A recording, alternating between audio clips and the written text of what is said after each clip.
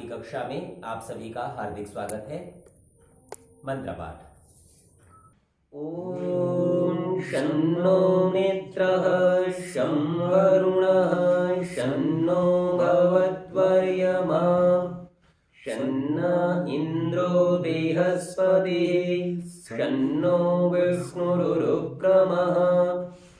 ओम नमो ब्रह्मणे नमस्ते वायो त्वमेव प्रत्यक्षं ब्रह्मासि त्वमेव प्रत्यक्षं ब्रह्म वदिष्यामि ऋतं वदिष्यामि सत्यं वदिष्यामि तन्मामवतु तद्वक्तारमवतु अवतु माम् अवतु वक्तारम्।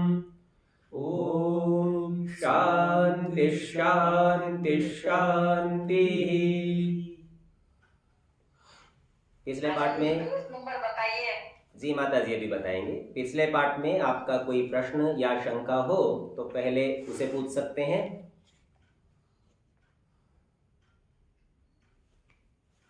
ठीक है, यदि उपस्थित लोगों का कोई प्रश्न नहीं है तो जो लोग इस कक्षा को ऑनलाइन पढ़ रहे हैं, यदि आपका कोई प्रश्न हो तो कह सकते हैं।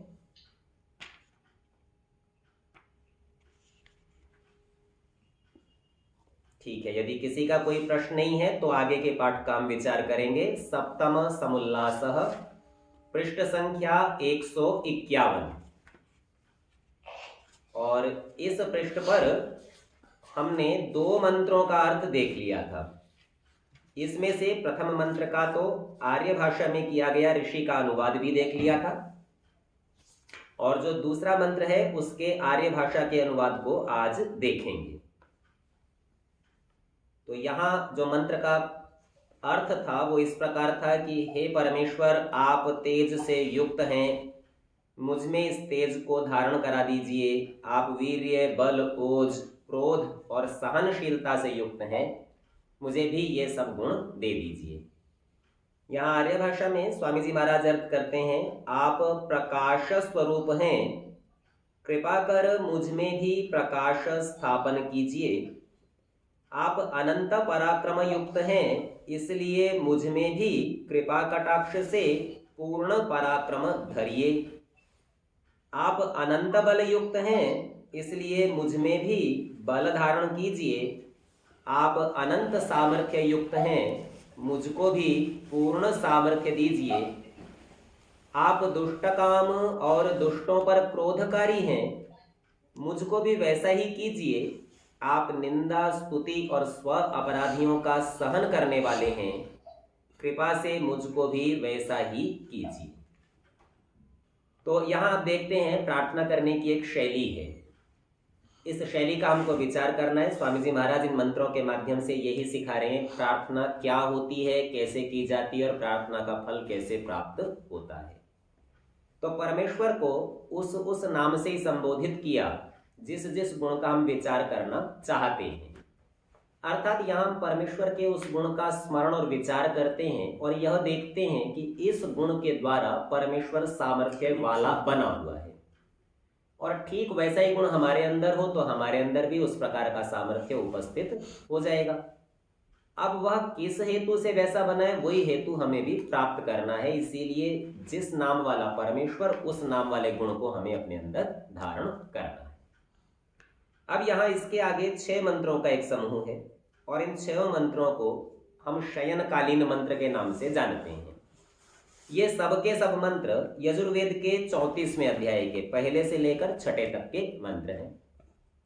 अत्यंत प्रसिद्ध हैं, हम सबके परिचित भी हैं। सामान्य शब्दों से अर्थ भी हम इनके लगभग जानते ही हैं। पुनरअपि जो विशेष बात है उसको देखेंगे, और प्रार्थना कैसे की जाती है, प्रार्थना का स्वरूप और प्रार्थना कैसी की जानी चाहिए, इन सब बातों को इन मंत्रों में बताएंगे। सबसे पहले इन सब में सामूहिक रूप से एक बात देख लेनी चाहिए, इन सब में कुछ अंश समान है। वो अंश अंतिम चरण है, तन में मनः शिव संकल्पमस्तु। तत् माने वह, में माने मेरा, मनः माने मन, शिव संकल्पम शिव संकल्पों वाला, अस्तु माने होवे। शिव का अर्थ है कल्याणकारी। शिव का एक दूसरा अर्थ आप परमेश्वर का नाम होने से परमेश्वर भी समझ सकते हैं। संकल्प का तात्पर्य है सामर्थ्य, कृपु सामर्थ्य अथवा कृपु सामर्थ्य, उससे यह शब्द बनता है। संकल्प का अर्थ होता है अच्छा सामर्थ्य अथवा पूर्ण सामर्थ्य। और जब आप कहती हैं शिव संकल्प वाला अर्थात परमेश्वर के सामर्थ्य वाला, मे मनः मेरा मन अस्तु माने होवे, तो यूं समझिए मंत्र क्या है, परमेश्वर को प्राप्त करने की और उसको प्राप्त करके क्या होता है उस फल को कहने की इसमें विधियां हैं, उसका परिचय है। तो प्रार्थना का स्वरूप कैसा हुए कि हे परमेश्वर मेरा मन आपके सामर्थ्य को धारण करने वाला होवे, आपके सामर्थ्य को अर्थात आपको ही ग्रहण करने वाला होवे। तो यूं समझ लीजिए मंत्र में मुक्ति की विधि बताई है, क्योंकि जीवात्मा केवल और केवल मुक्ति में ही परमेश्वर को धारण करता है। हम में से कुछ लोग विचार कर सकते हैं मुक्ति में तो मन होता नहीं, और यहाँ पर कह रहे हैं कि मेरा मन आपको धारण करने वाला होवे, तो मन तो संसार में धारण करेगा, मुक्ति में जाके धारण कैसे करेगा? तो प्रार्थना ही निष्फल हो जाएगी, व्यर्थ हो जाएगी। तो समझना चाहिए, स्वामी जी महाराज आगे के समोल्लासों में इस बात को समझाएंगे कि मनुष्य का जो ये सूक्ष्म शरीर है ये दो प्रकार का होता है। इस सूक्ष्म में जिसे हम मन, बुद्धि, चित्त और अहंकार कहते हैं, एक इसमें भौतिक अंश है, या यूं समझिए जड़ प्रकृति का बना हुआ अंश है। तो वह तो एक तरह से समझिए जड़ पदार्थ है, प्रकृति है। और दूसरा वहां इसका स्पष्टीकरण करेंगे कि इसका सामर्थ्य, तो ऐसा समझ लीजिए जैसे एक आपका शरीर है और एक आपके शरीर की शक्ति है। जब आप रोगी होते हैं तो शरीर तो होता है पर शक्ति नहीं होती, या आप बहुत सारा कार्य कर ले तो थक जाते हैं, तब आप कहते हैं अब बिल्कुल भी शक्ति नहीं रही, शरीर तो है। ठीक इसी प्रकार से ये जितने भी मन, बुद्धि, चित्त और अहंकार आदि हैं अथवा ज्ञानेंद्रियां और कर्मेंद्रियां हैं, ये सब भी एक तो जड़ पदार्थ प्रकृति के बने हुए, मोटे तौर पर समझ लीजिए स्थूल अंश, मोटे अंश हैं, और एक इनका सामर्थ्य है। वह सामर्थ्य शुद्ध सामर्थ्य है, अर्थात इन अंगों के द्वारा जो काम किया जाता है वह सामर्थ्य वास्तव में आत्मा का ही होता है, इनका अपना नहीं होता। आत्मा अपना सामर्थ्य इनको देकर और इनके माध्यम से वह काम करा लेता है। सबसे स्थूल उदाहरण से समझें, आपके पास चश्मा है, आप चश्मे से देखते हैं पर चश्मे में देखने का सामर्थ्य नहीं है, वो सामर्थ्य आपकी आंख में है। और आंख अपनी शक्ति जब इस चश्मे को दे देती है तब इसकी सहायता से अच्छे से देख लेती है। ठीक वैसे ही मनन करने का, संस्कारों को संचित करने का, उनका विश्लेषण करने का अथवा उनके माध्यम से स्वयं के अस्तित्व के बोध करने का जो सामर्थ्य है वह शुद्ध रूप से जीवात्मा का है। और इन अंतःकरणों को वह अपने सामर्थ्य से युक्त करके इनसे उन क्रियाओं को कर लेता है। तो जब ये कहते हैं कि वह मेरा मन शिव संकल्पों वाला हो, अर्थात परमेश्वर के सामर्थ्य को भरने वाला, तो उसका तात्पर्य है कि आत्मा की विशुद्ध शक्ति से यह आत्मा उस परमेश्वर के सामर्थ्य की संगति कर ले, उसके साथ जुड़ जाए। इसी का नाम है परमेश्वर के सामर्थ्य अथवा परमेश्वर को धारण करना। अब ये विषय हमें इतना समझ में आ जाता है तो बाकी तीन चरण हमारे लिए सहज हो जाएंगे, सरल हो जाएंगे। वहां कुछ मन की विशेषताएं बताई गई हैं, या यूं समझिए कि मन के साथ कितना सामर्थ्य रखा जा सकता है उसका कथन किया गया है। तो इसको ये सरल शब्दों में समझाते हैं, यत जाग्रतो दूरमुदैति दैवं तदु सुप्तस्य तथैवैति दूरंगमय ज्योतिषाय ज्योतिरेकं तन्मे मनः शिव संकल्पमस्तु। तो दो जो परस्पर विपरीत परिस्थितियां हैं उनका कथन किया। एक तो इन्होंने कहा था जाग्रतो, जागते हुए का, और एक प्रथम पंक्ति में ही कहा था सुप्तस्य, सोते हुए का। तो दो परिस्थितियां हैं। इस मंत्र के अर्थ पर भी विचार करेंगे तो इसमें एक रोचकता आपको दिखाई देगी। ये कैसे कहता है, जाग्रतो दूरम उदैति, जागते हुए का दूरम दूर दूर तक, उदैति पहुंच जाता है अथवा जाता और आता है। यहां तीन शब्दों से एक बात कही है कि जागते हुए का मन दूर दूर तक जाता है। लेकिन जब सोते हुए की चर्चा की तो कहते हैं सुप्तस्य एति, सोए हुए का जाता है। केवल एक विशेषण जरूर लगाया, तथैव, उसी प्रकार ही। तो उसी प्रकार तो जागते हुए का भी था। तो प्रश्न ये है, जागते हुए का तो दूरम उदैति, दूर तक जाता है, तो सोते हुए का कहाँ तक जाता होगा। अब उसी प्रकार कहने से अपने को लगता है शायद सोते हुए का भी उसी तरह दूर तक जाता होगा। और प्राय करके लोग इसका अर्थ भी ऐसा ही कर लेते हैं कि देखो जागते हुए दूर देशों की यात्रा करता है, सोते हुए में स्वप्न में भी दूर देश में पहुंच जाते हैं। पर आप विचार करके देखिए, जागृत अवस्था में ये मन स्वयं दूर देश की यात्रा नहीं करता। अभी तो इंद्रियों के माध्यम से दूर दूर के स्थानों का ज्ञान प्राप्त करता है। कभी आंख से देखता है तो कभी कान से वहां के समाचार सुनता है, अथवा दूर के दृश्य भी चलचित्र आदि के माध्यम से, चलभाष आदि के माध्यम से आप देख लेते हैं। तो ये मान लिया जाता है कि आप दूर की यात्रा कर चुके, दूर का ज्ञान आपने प्राप्त कर लिया। अब जब हम सो जाते हैं तो हमारी इंद्रियां भी विश्राम की अवस्था में है। सोते हुए हमारी आंख कुछ नहीं देखती, और सोते हुए सामान्य दशा में कान भी कुछ नहीं सुनते। ऐसे में सोते हुए व्यक्ति को यदि आप आवाज दें तो गाढ़ निद्रा में सोने वाला तो एक दो बार में सुनेगा ही नहीं। हाँ, हल्की निद्रा वाला जिसका कान पूरी तरह से निद्रा में नहीं गया है उसको तो सुन जाएगा और वो तो प्रतिक्रिया कर भी देगा। पर प्राय करके प्रथम प्रतिक्रिया यह होती है कि व्यक्ति केवल सजग हो जाता, उसे पता मात्र चलता है किसी ने आवाज दी। आपने उसे कौन सा सिद्धांत सुनाया था या उससे क्या काम कहा था उसका उसे पता नहीं चलता, इसीलिए उठने के बाद भी आपसे फिर पूछता है क्या कहा था, जरा फिर से कहिए। अर्थात इंद्रिय उस स्तर पर काम नहीं कर रही थी जैसा जागते हुए में करती है। तो जागते और सोते हुए में कुछ भेद होना चाहिए। तो यहां पर जब ये कहा जागते हुए दूर तक जाता है और सोते हुए भी जाता है, तो सोना चूंकि जागने से विपरीत है, इसीलिए यहां दूर के स्थान पर निकट की बात होनी चाहिए। तो यह सामर्थ्य से ग्रहण करना है कि जागते हुए का मन दूर दूर तक जाता है और सोते हुए का बिल्कुल समीप में आ जाता है। अब ये समीप में आना कैसा है, यद्यपि इस विषय का कुछ विचार हम पूर्व कक्षाओं में भी कर चुके हैं, तो आपको उसको स्मरण करना चाहिए और ध्यान में लाना चाहिए। आप जब जागते हैं तो बाहर के संसार को आंख से देखते हैं, और वह भी प्रकाश की उपस्थिति में देखते हैं। यदि सूर्य ना हो अथवा कृत्रिम प्रकाश का साधन ना हो, अंधकार हो, तो आप बाहर के पदार्थ को आंख से भी नहीं देख पाते। जब आप सो जाते हैं तब तो आंख ही नहीं है, तब आप स्वप्न देखते कैसे होंगे, ये एक विचारणीय प्रश्न है। तो पता चलता है कि भीतर भी कोई प्रकाश का स्रोत होना चाहिए जिससे चीजें दिखाई दें। अब प्रश्न ये है कि जागृत अवस्था में बाहर का प्रकाश पदार्थों पर पड़ता है और वहां से टकराकर आपकी नेत्र और वहां से मन तक पहुंचता है।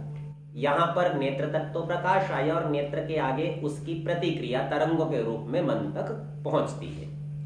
सोई हुई अवस्था में पदार्थ ही नहीं है, तो ऐसे में प्रकाश कहां तो जाए और किससे टकराकर आए। तो यूं समझिए, मन का सामर्थ्य ही इतना बड़ा है कि जब आप सो जाते हैं तो स्वप्न की अवस्था में ये बाहर देखे हुए संसार के अनुसार ही भीतर सारा संसार बना लेता है, और उसके बाद इसी के ही सामर्थ्य से आत्मा के प्रकाश अथवा मन के प्रकाश से उन पदार्थों को प्रकाशित किया जाता है, और वो प्रकाशित पदार्थ वहां पर गया हुआ प्रकाश लौटकर जब मन के साथ आकर जुड़ता है तो वापस इसको अनुभूति होती है। हाँ जी, कहिए। अच्छा जी, जैसे कोई अंधा है और कोई बहरा है, अब वो अपने मन से अब उसके कहे कि तू कुछ सुनने का प्रयास कर, तो वो कभी सुन ही नहीं पाएगा। आप कहेंगे तो वो आपकी बात भी कैसे सुनेगा, ठीक है ना। तो देखिए, इनका ये प्रश्न है कि कोई अंधा और बहरा हो तो वो कैसे सुनेगा, उसने कभी सुना ही नहीं। यहाँ इनका तात्पर्य जन्म से अंधे और जन्म से बहरे से है, क्योंकि अगर बाद में अंधा हुआ है तो कुछ तो उसकी स्मृतियां हैं, फिर तो मन उनका निर्माण कर लेगा। पर जन्मांध व्यक्ति को कभी भी स्वप्न नहीं दिखते, ये सिद्धांत है, वो नहीं देख सकता। और जो जन्म से बहरा है उसको कभी ध्वनियां नहीं सुनाई देंगी, उसका मन जन्म से स्वप्न में भी कोई ध्वनि उत्पन्न नहीं कर सकता, क्योंकि उसके पास उसका संस्कार नहीं है। और जो पिछले जन्मों से संस्कार आए भी, उन संस्कारों को उद्बुद्ध करने के लिए कोई कारण नहीं है, बाह्य उत्तेजक कारण चाहिए, वो है नहीं। इसीलिए वो संस्कार भी सोए पड़े रहेंगे और जन्मांध को कभी स्वप्न नहीं दिखता और जन्म से बहरे को कभी ध्वनि सुनाई नहीं देती, तो उसके वो संस्कार भी दबे ही पड़े रह जाते हैं। तो यहाँ हम विचार कर रहे थे कि मन की स्थिति ऐसी है कि वो भीतर संसार बनाता है, फिर प्रकाश को फेंकता है उन पदार्थों पर और उसके माध्यम से उनका अनुभव और ज्ञान प्राप्त कर लेता है। तो ऐसे में जब ये स्वप्न की अवस्था में भीतर बना रहा है, तो यहाँ पर जैसे हमने जागृत से उल्टा सुषुप्ति थी, सोए हुए का था, सुप्तस्य था, ठीक वैसे ही दूर जाने के स्थान पर भी विपरीत भाव निकट आने को, अर्थात उसके भीतर ही हो रहा है सारा काम, इस प्रकार से समझ लेंगे। इंद्रियां इस प्रकार की बनी हुई हैं कि उनके सारे विषय बाहर होते हैं, वो बाहर से ज्ञान प्राप्त करती हैं, लेकिन मन इंद्रियों के द्वारा बाहर से भीतर और भीतर से बाहर भी ज्ञान का संवेगों का आदान प्रदान कर सकता है। तो जब मनुष्य सो जाता है तो ये मन भीतर सारे काम करता है। इसीलिए यहाँ तात्पर्य होना चाहिए कि जागते हुए का जो मन बहुत दूर दूर तक जाता है, ठीक उसी प्रकार से, ठीक उसी प्रकार अर्थात मन के सामर्थ्य उतनी ही शक्ति से सोए हुए का भीतर भी लौट आता है, अर्थात भीतर के अवयवों का या भीतर के संसार का अवलोकन करता और उसका ज्ञान प्राप्त करता है। आचार्य जी नमस्ते। जी हाँ जी। आचार्य जी, अभी आपने कहा जन्मांत जो होते हैं या जो बहरे होते हैं जन्म से, उनको सपना में नहीं दिखाई देता, वॉइस के बारे में, आवाज के बारे में भी नहीं मालूम होता, पर आजकल उनको स्वाध्याय वगैरह करा देते हैं। तो स्वाध्याय करने के बाद तो वो वेद पढ़ सकते हैं, कि वो बड़ी ज्ञानी हो सकते हैं, और जब वो विचार करने बैठते होंगे, समाधि लगाने बैठते होंगे, तो उनकी हमसे ज्यादा स्थिति बहुत बेहतर होती है। तो आपका प्रश्न इसमें क्या है? कि हमसे जो हम सांसारिक लोग हैं, जिनको सारी चीजें बाहर से इंद्रियों से हम लोग उनमें फंसे रहते हैं, तो उनकी वो इंद्रियां क्योंकि बंद हैं, तो उनसे कम से कम उनको राहत मिलती होगी, वो उनको बेहतर, हमसे बेहतर होते हैं समाधि लगाने में, ईश्वर ध्यान करने में। ठीक है, अब इस बात को ऐसा समझ लीजिए, इस जो आपने अभी अभिव्यक्ति की है, इसमें आपके कुछ अधिकरण सिद्धांत हैं, और यह भी आपका अधिकरण सिद्धांत है कि हमारे पास 5 ज्ञानेंद्रियां ठीक काम कर रही हैं, तो हम 5 प्रकार से अव्यवस्थित हो सकते हैं। उनके पास, बेचारों के पास 4 या 3 इंद्रियां हैं, तो वो 3 ही बार अव्यवस्थित होंगे, अर्थात उनकी अव्यवस्था कम होगी, इसलिए एकाग्रता ज्यादा होगी। आप ध्यान रखिए, इंद्रियों के कम और ज्यादा होने से एकाग्रता का संबंध नहीं है, क्योंकि कोई पागल जिसके पास 5 इंद्रियां हैं वो एकाग्र हो ही नहीं पाता। तो यह संबंध इस प्रकार नहीं है। यहाँ पर मन के सामर्थ्य और उसको नियंत्रण में करने की चर्चा है कि हम मन को कितना अच्छा नियंत्रित कर सकते हैं। इसको ऐसा समझ लीजिए, यदि मन सांसारिक विषयों में लगता है तो उनके ऊपर अधिकार प्राप्त कर लेता है, और यदि मन भीतर के आध्यात्मिक ईश्वर के विषय में लगता है तो उसके ऊपर स्वामित्व वाला अधिकार तो नहीं, पर उसे समझने की योग्यता अवश्य प्राप्त कर लेता है। मनुष्य का कर्तव्य इतना ही है कि बोले इसको मन को ठीक दिशा में लगाया जाए। आपके दृष्टांत में अधिकरण सिद्धांत इस प्रकार का है, जैसे मेरे पास बहुत बलवान घोड़ा है, मेरे से नियंत्रित नहीं किया जा रहा, मेरे रथ में है, मेरे रथ को ही कहीं का कहीं भगा के ले जाता है, तो ऐसा करते हैं, चलो इसकी एक टांग तोड़ देते हैं। अब जोर से नहीं दौड़ पाएगा, जोर से नहीं दौड़ पाएगा तो मेरे नियंत्रण में आ जाएगा।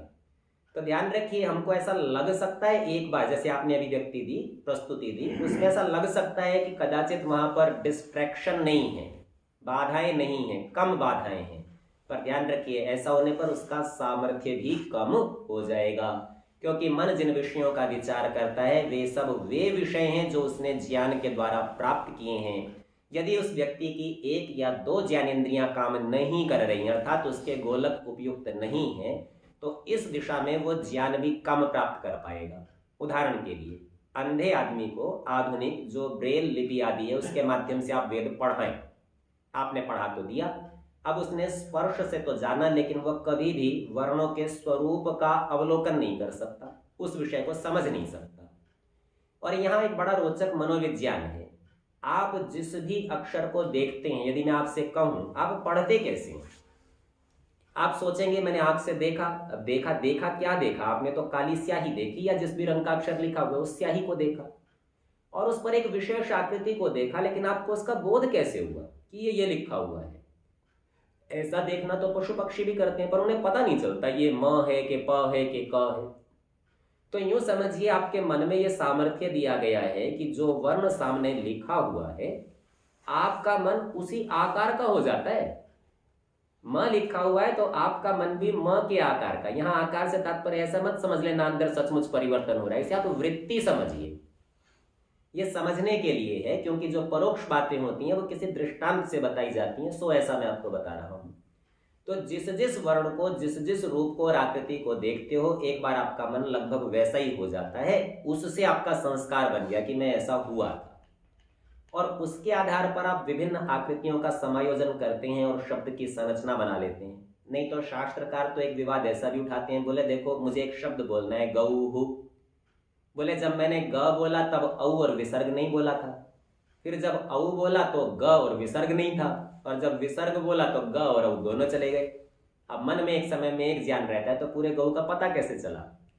तो वो जब मन ने एक अभ्यास बनाया था, पहले ग बोलते ही, चाहे वो देखकर आप बनावे चाहे सुनकर बनावे, आपने उसी आकार में स्वयं को उपस्थित किया, फिर वापस अपनी न्यूट्रल पोजीशन पर आ गए, फिर औकार को व्यवस्थित किया, फिर विसर्ग को किया, और मन तीनों का स्मरण कर लेता है और स्मृति के उस संस्कार से जान लेता है कि गौ शब्द बोला गया। सुनने में यह प्रक्रिया बड़ी लंबी लगती है, पर मन की तो गति बहुत है, इसीलिए उसके लिए इसमें कुछ भी अंतराल नहीं है। आपके मुख से बोलते बोलते ही वो ये सारे काम साथ साथ करता चला जाता है, अथवा पढ़ते हुए साथ साथ ये काम कर लेता है। तो अब यहाँ पर यह समझना चाहिए कि जो ये अंधा व्यक्ति है, चूंकि उसका मन दृश्य ज्ञान को प्राप्त ही नहीं कर रहा, तो मन में वो संस्कार तो आ ही नहीं रहा, और स्पर्श से बिंदुओं के उभार से, जिसे आप ब्रेल लिपि कहते हैं, उससे भी इसने जैसा समझा, तो वह एक केवल मात्र आंशिक अभिव्यक्ति है। इसको आप ऐसे ही समझिए जैसे मैं आप लोगों से बोल रहा हूं, और बोलते समय किसी समय मैं अपनी ध्वनि को थोड़ा तेज, किसी समय मंदा, किसी समय जोर लगाने के लिए थोड़ा रुकता हूं, और इन बातों से भी भाव को भी व्यक्त करता हूं। अब आप मेरे शब्दों को सुन लीजिए, और सुनने के बाद ऐसा का ऐसा किसी पत्रक पर, कागज पर लिखिए। आप पाएंगे कि लिखी हुई बात में वो प्रभाव नहीं आ रहा, क्योंकि वहां वो रोकना, वो जोर लगाना, वो सब लिखने में नहीं अभिव्यक्त किए जा सकते। तो ज्ञान के प्रत्येक साधन की अपनी सीमा है, और जिसके पास ज्ञान के साधन जितने ही कम होंगे, उसका ज्ञान उतना ही कम होगा। जहां तक उसकी मन की एकाग्रता का प्रश्न है, तो ज्ञान के कम प्राप्त होने से मन का सामर्थ्य कम हो जाएगा। उसकी जो अपनी, जिसे आप इनबिल्ट कैपेबिलिटी कहते हैं ना, इन ज्ञानेंद्रियों के कारण ही सब जगह जाने से वो सब अंशों में सक्रिय, जैसे कोई पहलवान हो। अब शरीर में तो उतना ही बल है, शक्ति है, लेकिन केवल बाजुओं के व्यायाम करे तो बाजुएं तो कुछ मजबूत हो जाएंगी और पैर दुर्बल ही रह जाएंगे। लेकिन जो संपूर्ण शरीर का सर्वांग सुंदर व्यायाम करेगा, तो उसका सारा शरीर मजबूत हो जाएगा, और सारे शरीर की मजबूती के साथ भीतरी बाह्य सब अवयव भी उसी प्रकार से होते जाएंगे। ठीक मन की भी यही स्थिति है। सामर्थ्य परमेश्वर ने दिया कि भाई ये तो इसका प्रयोग कर सकता है, पर प्रयोगी 3 या 4 जगह किया, 5 की जगह, तो उतना ही वह कम उपयोगी रहेगा, सामर्थ्य कम रहेगा। और जहां तक एकाग्रता का प्रश्न है, हम ये सोचें जल्दी एकाग्र होगा, तो एकाग्रता जिसमें सामर्थ्य अधिक है वो अधिक जल्दी हो सकता है। एकाग्रता को ऐसे मत समझिए कि भाई 3 में से 2 ही तो विषय हटाने थे, 1 पर रहना था, ये नाम एकाग्रता का नहीं। एकाग्रता से तात्पर्य है संपूर्ण सामर्थ्य को एक और लगा देना। 3 इंद्रियों का प्रयोग करने वाला एक जगह लगाए, और 5 इंद्रियों का प्रयोग करने वाला एक जगह लगाएगा, तो 5 वाला अपने लक्ष्य को जल्दी प्राप्त कर लेगा। उसकी एकाग्रता शीघ्र मानी जाएगी, उसकी एकाग्रता सबल मानी जाएगी, और वास्तविक एकाग्रता होगी। तो इस दृष्टिकोण से इसको देखना चाहिए, समझना चाहिए कि जो पहले से ही किसी इंद्रिय से विकल है, विकलांग हैं, तो उन लोगों में सामर्थ्य हमेशा बात के ट्राई करके लोग में देखा जाता है, बोले जी इनकी एक इंद्री बंद है ना, इसीलिए छठी इंद्री काम कर रही है इनकी। ये लेकिन लौकिक न्याय है, ये सैद्धांतिक विषय नहीं है। इस प्रकार का सिद्धांत शास्त्रीय सिद्धांत नहीं है। लोक की कथाएं, क्योंकि अन्य इंद्रियों के साथ भी व्यक्ति एक इंद्री कम है लेकिन फिर भी मन अधिक नहीं सोच सकता है, ऐसी भी अवस्थाएं देखने में आती है। ठीक है जी। तो हम यहाँ विचार कर रहे थे मन के सामर्थ्य का, प्रार्थना करने के विषय में। एक तो परमेश्वर से कहा कि हे परमेश्वर, आपने तो मन को सामर्थ्य दिया ही है, पर मेरी आपसे प्रार्थना है, मुझे इससे संतुष्टि नहीं। मनुष्य की एक प्रवृत्ति है, उसे थोड़े से सुख नहीं होता। कोई भी मनुष्य ये कभी नहीं चाहता कि मेरी आंख कमजोर हो जाए, कान से कम सुनने लगे या नाक से गंध ना आवे। अपितु यदि अवस्था के कारण कभी इंद्रिय कम भी होने लगती है, तो व्यक्ति चश्मा लगा लेता है, कान में यंत्रों का प्रयोग करता है कि भाई दिखना तो पूरा चाहिए। तो हमारी प्रवृत्ति सदा अधिक की ओर होती है। तो मन का जितना भी सामर्थ्य परमेश्वर ने दिया, वो जीव की संतुष्टि नहीं है। वो कहता है इसका तो ठीक है जो है, पर अगर आपका भी इसको मिल जाए तो अच्छा है। इसीलिए प्रार्थना की शैली देखिए, तन में मनः शिव संकल्पमस्तु। वह मेरा मन शिव संकल्पों वाला, आपके सामर्थ्य को भरने वाला, कल्याणकारी कामों को करने वाला, क्योंकि परमेश्वर सदा कल्याण के कार्य करता है, तो ऐसा हुए। और इसके संबंध में कहा था ये दूर दूर तक जाता है जब जागता है तो, और जब व्यक्ति सो जाता है तो ये भीतर भी उसी प्रकार बड़ी बड़ी योजनाएं बनाया करता है। इस पहली पंक्ति में जो एक पद है जिसको हमने अभी तक छोड़ा हुआ था वह है दैवम। यहां समझना ये चाहिए कि ये दैवम शब्द मन का एक नाम है। दैवम कहते हैं देव से संबंधित अथवा दिव्य गुण से युक्त, तो दोनों अवस्था में इसे दैवम कहेंगे। तो मन ये दोनों बातों से जुड़ा हुआ है। इस परिस्थिति में देव नाम है आत्मा का, क्योंकि वास्तविक विद्वान तो आत्मा है, विद्वान सो वही देवा, ज्ञान तो उसी का गुण है, उसी के पास रहेगा। मन उसका सहायक है, तो ये आत्मा का जो साधन है मन, इसको दैवम मन बनाना पड़ेगा। और जिसका मन दैवम होगा, दिव्य गुणों से युक्त होगा, वह मन ही जागते हुए का दूर दूर तक जा सकता है और सोते हुए का भीतर भी उसी प्रकार की योजनाएं कर सकता है। और जिसका मन दैवम नहीं होगा, दिव्य गुणों से युक्त नहीं होगा, आत्मा के सामर्थ्य से नहीं जुड़ेगा और आत्मा का साधन नहीं बनेगा, तो वह मन दैवम नहीं है। फिर उसके लिए ये कोई भी प्रार्थना उपयोगी नहीं है। जो ऊपर भी स्वामी जी महाराज ने चर्चा की थी कि केवल मुख से तो स्तुति करता जावे और अपने गुण कर्म कुछ भी न सुधारे। जब सुधारेगा ही नहीं तो उसकी वो स्तुति भी भांड के समान रह जाएगी और व्यर्थ हो जाएगी। तो यहाँ उसी दृष्टि से इन्होंने एक विशेषण डाल दिया, मन का एक नाम बता दिया, दैवम। मन दैव है, दिव्य गुणों से युक्त है। अब ये दिव्यता इसको प्राप्त कैसे होती है, तो इसका थोड़ा सा विचार करना चाहिए। तो यहाँ इन्होंने दो विधियां दिखाई। एक विधि दिखाई जागते हुए ये सारे संसार का ज्ञान प्राप्त कर ले तो ये दैवम बन जाता है, और सोते हुए उनका विचार कर ले अर्थात उनका निश्चय कर ले। अब इसको थोड़ा सा आध्यात्मिक परिप्रेक्ष्य में समझना चाहिए। ये किस प्रकार है, आप जागृत अवस्था में, जैसे आप पाठ पढ़ रहे हैं, आप जागृत अवस्था में हैं, इसे जागृत अवस्था कहते हैं जब विभिन्न इंद्रियों का प्रयोग करते हुए आप ज्ञान का संचय करते हैं। और इसके बाद में ज्ञान प्राप्ति का एक साधन है जिसे आप मनन अथवा निधिध्यासन भी कहते हैं। तो इन परिस्थितियों में आप एकांत में बैठते हैं और पढ़े हुए अथवा सुने हुए पाठ के ऊपर विचार करते हैं, और विचार करके धीरे धीरे निर्णय निकाल लेते हैं, अर्थात उस ज्ञान के संबंध में निश्चित हो जाते हैं। तो यही बातें इन दोनों चरणों में कही गई हैं। तो दिव्य मन आत्मा से युक्त, दिव्य गुणों से युक्त, आत्मा के अधीन रहने वाला, उसके साधन के रूप में रहने वाला मन, दिव्य मन तब बन सकता है जब प्रथम जागृतो वो क्या करे, परमेश्वर की आज्ञा का सेवन, विद्वत संग और अनेक प्रकार के सामर्थ्य से युक्त हो। और जो इसने ये जागती हुई अवस्था में किया था, अब इसी को एकांत की अवस्था में जब आंख बंद करके आप लोग ध्यान करते हैं, वास्तव में वह संसार की दृष्टि से सो जाना है, क्योंकि आप संसार का ज्ञान प्राप्त नहीं कर रहे, प्राप्त किए हुए ज्ञान पर विचार कर रहे हैं। तो जैसे जागते हुए बड़े बड़े ज्ञान के अवयवों का आपने संचय कर लिया था, सोते हुए उन बड़े बड़े ज्ञान के अवयवों का विचार और निर्णय करना। जब मन ऐसा कर लेता है तभी उसका नाम दैवम हो सकता है। और जिस व्यक्ति का मन दैवम मन नहीं है ना, तो ना तो वो जागते हुए दूर तक जाता, ना तो वो सोते हुए भीतर भी बड़े काम कर पाता। और जब ऐसा है ही नहीं तो वो तो प्रार्थना करेगा क्या। तो प्रार्थना के संबंध में हमने जैसे पहले इस पुस्तक के अंत में स्वमंतव्य मंतव्य विषय के प्रकरण में देखा था, स्वामी जी ने लिखा था अपने सामर्थ्य के उपरांत।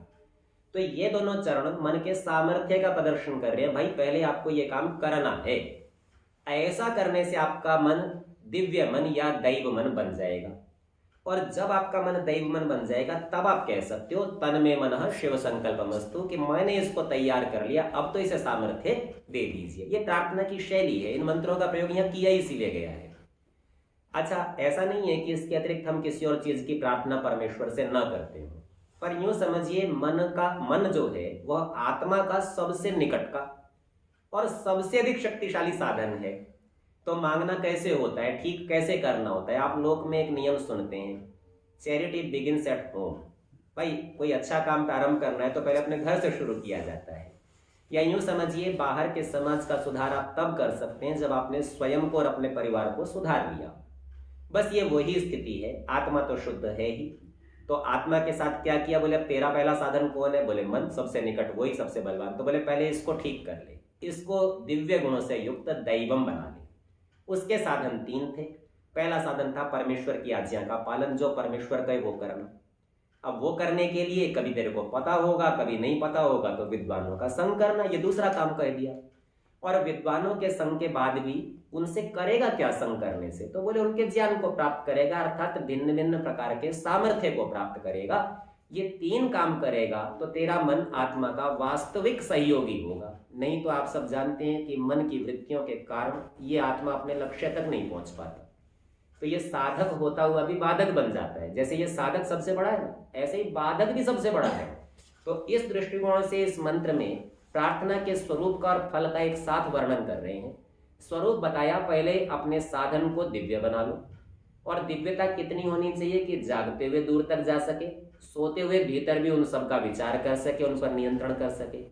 और उसके बाद एक और बात कहते हैं तीसरे चरण में, सो कहते हैं दूरंगमम, ये दूर तक जाने वाला, ज्योतिषाम ज्योतिर एकम। अब एक शब्द के 2 अर्थ हैं, इनको समझना चाहिए। शब्द एक है, तात्पर्य एक है, पर अर्थ इसमें 2 है।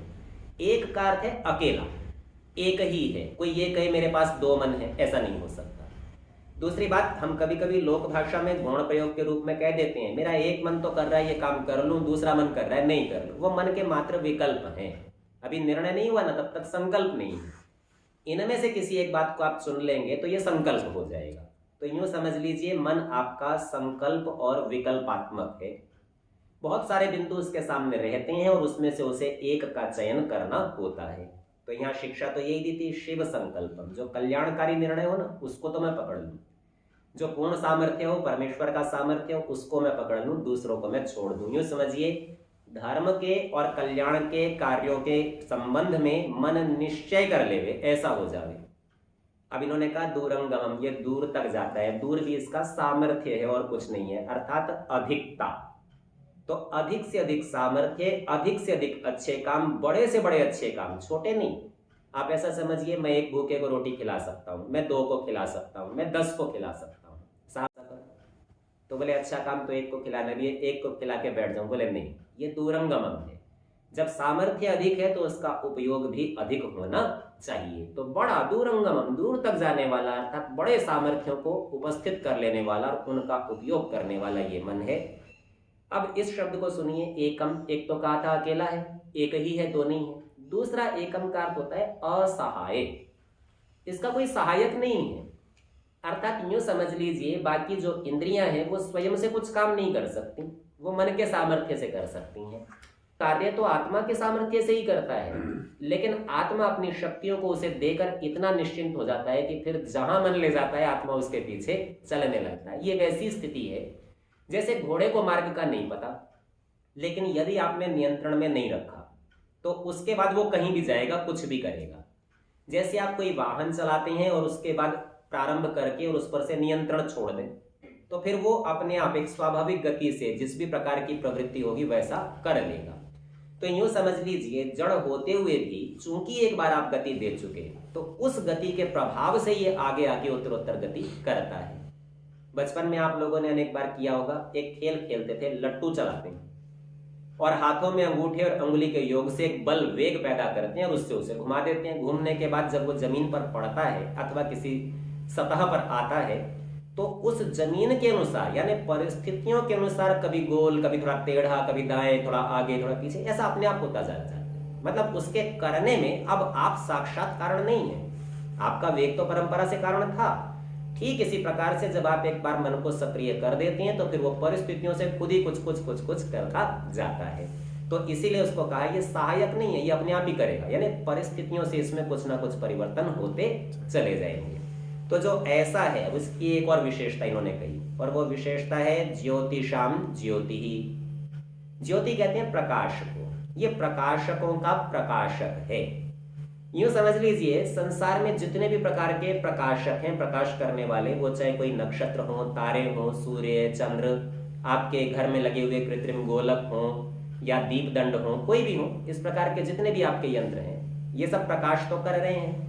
पर इनका प्रकाश आपको तभी मिल सकता है जब इनको भी प्रकाशित करने वाला मन उपस्थित हो। आपका मन ही नहीं है तो आपको पता नहीं चलेगा कि यहाँ प्रकाशित था या नहीं था, क्योंकि आप तो अपने ही संसार में खोए हुए हैं, आपको बाह्य संसार का ज्ञान हो ही नहीं रहा। तो ये कहते हैं ज्योतिषाम ज्योति, जो प्रकाशकों का प्रकाशक। स्वामी जी महाराज इस प्रकाशक का एक और अर्थ करते हैं, वो कहते हैं प्रकाशक का तात्पर्य है प्रवर्तक, प्रवृत्त कराने वाला, काम में लगाने वाला। अर्थात आपका मन ही बाह्य प्रकाशकों को काम में लगाता है, अपनी सहायता के लिए उपयोग करता है।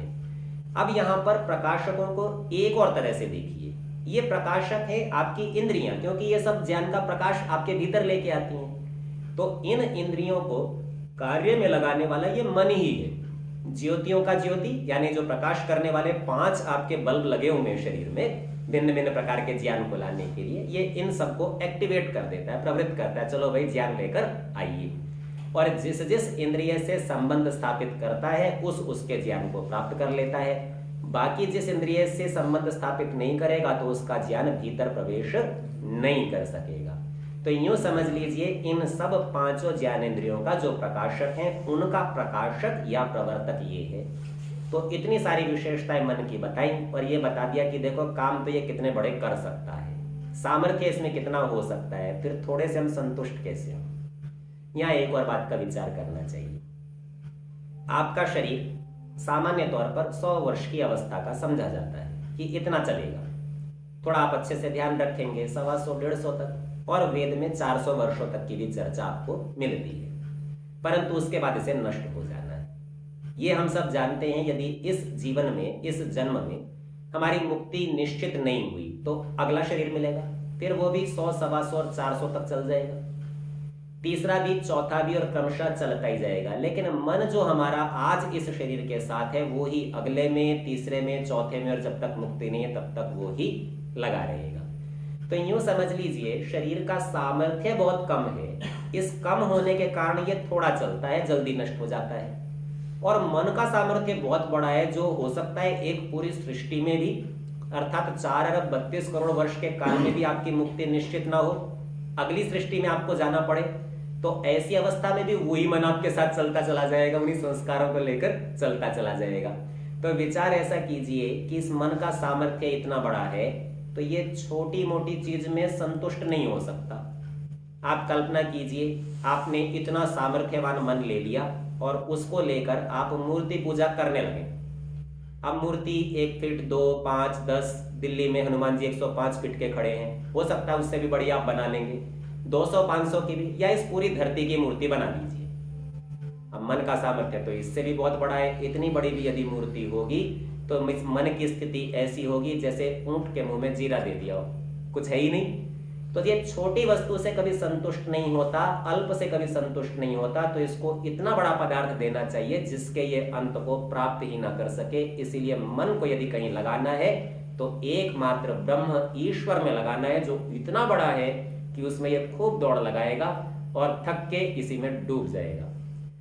दूसरी बात जिसमें हमें मन को लगाना चाहिए वो बात है उस ब्रह्म का ज्ञान। वेद उसे भी ब्रह्म नाम से ही कहा जाता है, तो दूसरे उस ब्रह्म में लगाएंगे तो प्रथम परमेश्वर का सामर्थ्य प्राप्त करना, शिव संकल्पों को प्राप्त करना है, और उसके सामर्थ्य वेद का ज्ञान प्राप्त करना भी शिव संकल्प को प्राप्त करना है, और विद्या के विचार में निमग्न रहना, डूबे रहना भी शिव संकल्प को प्राप्त करना है।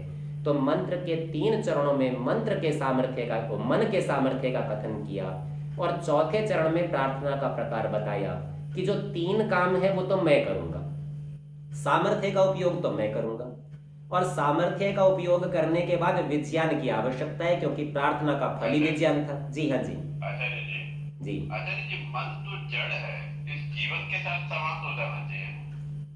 ठीक है, ये अंतःकरण और सूक्ष्म शरीर का अवयव है, और जीवात्मा के साथ यह सूक्ष्म शरीर अगले जन्म में भी जाता है। इसी के इर्द गिर्द, इसी के अनुसार आपका नया शरीर बनता है, ये समाप्त नहीं होता। केवल स्थूल शरीर जो आपका है, जिसे आप जला देते हैं, केवल वह समाप्त होता है, सूक्ष्म समाप्त नहीं होता। तो यहाँ प्रार्थना का प्रकार बताया है, 3 चरण है, 3 चरणों में मनुष्य के आत्मा के करने के काम है, ऐसा इसको करना है। और जब ये कर लेगा तो चौथे में विज्ञान के लिए, विशेष ज्ञान के लिए, परमेश्वर के सामर्थ्य के लिए, वेद के यथार्थ ज्ञान के लिए, विद्या के विचार के लिए, इन सब बातों के लिए प्रार्थना कर सकता है, जो कि वास्तव में प्रार्थना का फल है। तो प्रारंभिक सामर्थ्य का प्रयोग करने पर चौथे चरण में उसकी प्रार्थना सफल होने की संभावनाएं हैं। तो ये प्रथम मंत्र का हमने थोड़ा सा विचार आज के पाठ में किया। आज के पाठ का समय समाप्त होता है, शेष चर्चाएं अगली कक्षाओं में।